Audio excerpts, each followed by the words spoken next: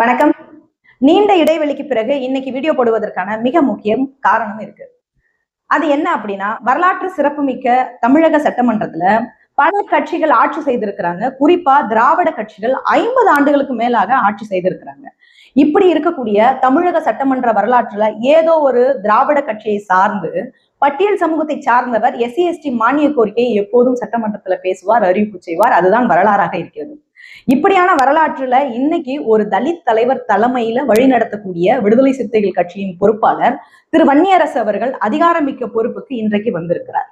அவர்தான் நாளைக்கு SC ST மக்களுக்கான மானிய கோரிக்கையை சட்டமன்றத்துல பேச போகிறார், அறிவிப்பு செய்ய போகிறார். உண்மையில இது ஒரு வரலாற்று சிறப்புமிக்க நிகழ்வு தான்.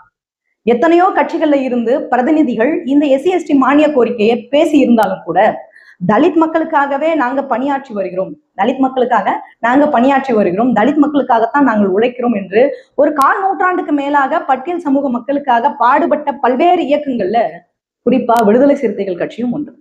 அந்த கட்சியினுடைய பிரதிநிதியாக இருக்கக்கூடிய திரு வன்னியரசு அவர்கள் நாளைக்கு சட்டமன்றத்துல அறிவிப்பு செய்ய போகிறார். இந்த மானிய கோரிக்கை குறித்து விவாதத்தில் ஈடுபட போகிறார். இந்த நேரத்துல அவருக்கு நம்முடைய வாழ்த்துக்களை முதல்ல பகிர்ந்துக்கணும்னு நான் கடமைப்பட்டிருக்கிறேன். இந்த எஸ்சி எஸ்டியோட மானிய கோரிக்கைய நாம கடந்த காலங்கள்ல எப்படி பார்த்திருக்கோம் அப்படின்னா, யாராவது பேசிட்டு போவாங்க, எதையோ கொடுக்க மாட்டாங்க. ஆனா மக்களுக்கு ஏதோ ஒண்ணு நடக்கும், நாம அப்படியே கடந்து போயிடுவோம். ஏதோ விவாதம் நடந்தது அப்படின்னு சொல்லிட்டு கடந்து போயிடுவோம். ஆனா இந்த 2026 எஸ்சி எஸ்டியோட மானிய கோரிக்கைங்கிறது மிக முக்கியமா நான் பாக்குறேன். இன்னைக்கு சட்டமன்ற நிகழ்வுகளை நேரலையில ஒளிபரப்பப்படுது. மாறி வருகிற அறிவியல் வளர்ச்சியில இன்னைக்கு மொபைல் மூலமாகவே எல்லாரும் சட்டசபையில என்ன நிகழ்வுகள் நடக்குது, என்ன விவாதங்கள் நடக்குது அப்படிங்கிறத நாம எல்லாம் பார்த்துக்கிட்டு இருக்கோம். நம்முடைய பிரச்சனைகளை யார் பேசுறாங்கன்னு நமக்கு தெரிய வருது. அதனால இன்னைக்கு இந்த சோசியல் மீடியா புரட்சி மூலமா தான் ஆட்சிக்கு வந்திருக்கிறாங்க தாவேகா அரசு.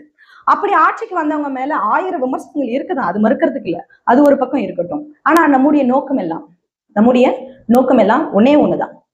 எஸ்சி எஸ்டி மக்களுக்காகத்தான் நாம எப்பவும் பேசிக்கிட்டே இருக்கிறோம். நம்மை சார்ந்தவர்கள் பல முற்போக்காளர்கள் எஸ்சி எஸ்டி மக்களினுடைய நல்வாழ்வுக்காக பேசிக்கிட்டே இருக்கிறாங்க.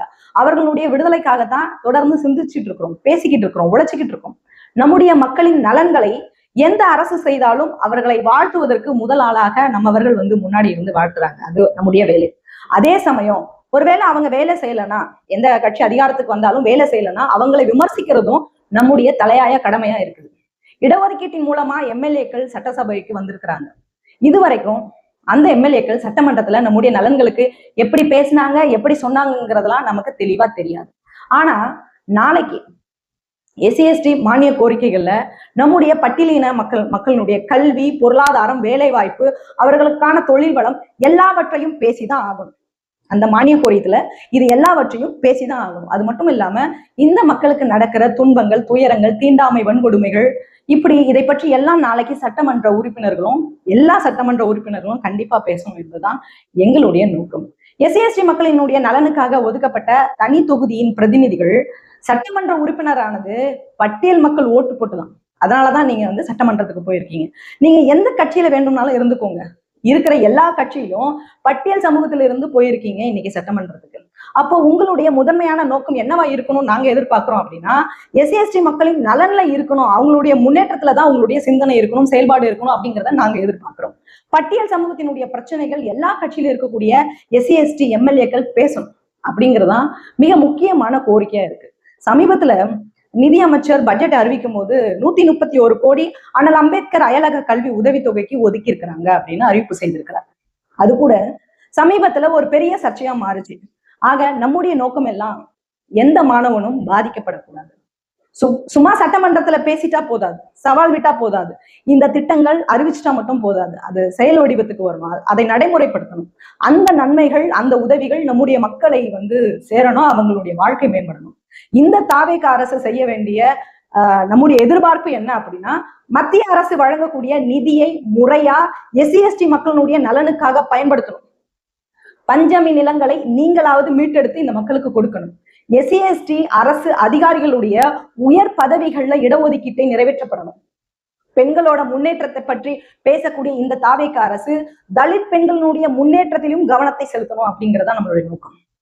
சமூக நீதியை பற்றி பேசுறவங்க சமூக நீதியை பற்றி பேசி செயல்படுத்தி வெள்ளை அறிக்கை வெளியிடணும். தாவேகா அரசா இருக்கட்டும், அதனுடைய கூட்டணி கட்சியா இருக்கிற விடுதலை சிறுத்தைகள் கட்சியா இருக்கட்டும், நம்முடைய கோரிக்கை எல்லாம் ஒன்னே ஒண்ணுதான், இதையெல்லாம் நடைமுறைப்படுத்தணும் அப்படிங்கிறது தான். நீங்க உண்மையாவே இந்த மக்களுக்கு செய்வீங்கங்கிற நம்பிக்கையில தான் இந்த மக்கள் ஓட்டு போட்டு உங்களை அதிகாரத்துக்கு அனுப்பியிருக்கிறாங்க. இன்னைக்கு திரு விஜய் அவர்களுடைய கட்சி ஆட்சிக்கு வந்திருக்கு அப்படின்னா அதனுடைய மிக முக்கியமான பங்கு பட்டியலின சமூக மக்களினுடைய இளைஞர்களுடைய வாக்குகள் தான் பிரதானமாக இருக்குது அப்படின்னு யாராலும் மறுக்க முடியாது. இதுல எந்த மாற்று கருத்தும் கிடையாது. 50% பட்டியல் மக்களினுடைய வாக்குகளை பெற்றுதான் இன்றைக்கு தாவேகா அரசு ஆட்சி அமைச்சிருக்கிறது. ஆக உங்களை நம்பி இந்த மக்கள் வாக்களிச்சிருக்கிறாங்க. போதாத குறைக்கு இங்க தமிழ்நாட்டில் இருக்கக்கூடிய தலித் இயக்கங்களும் உங்களை ஆதரிக்கிறாங்க. ஆக இந்த மாநில கோரிக்கையை மாநில மானிய கோரிக்கையில நிரந்தரமான தீர்வை இந்த மக்களுக்கு கொண்டு வரணுங்கிறதுதான் என்னை போன்றவர்களுடைய நோக்கமா இருக்கு.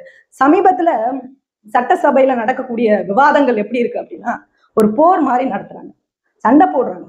பொது மேடைகள்ல எப்படி பேசி விமர்சிக்கணுமோ அது போல சட்டமன்றத்துல விமர்சிச்சுட்டு இருக்காங்க.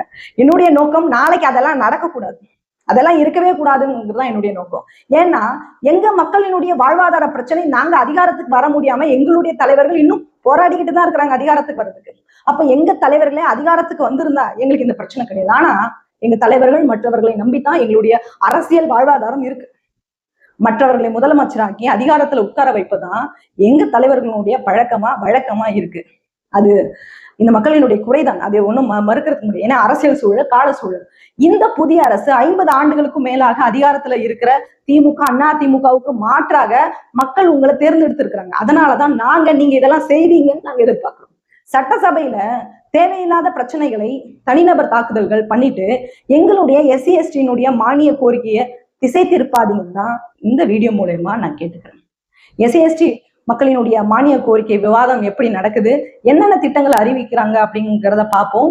அது குறித்து இனி வரும் நாட்கள்ல நம்ம தொடர்ந்து பேசுவோம். நன்றி.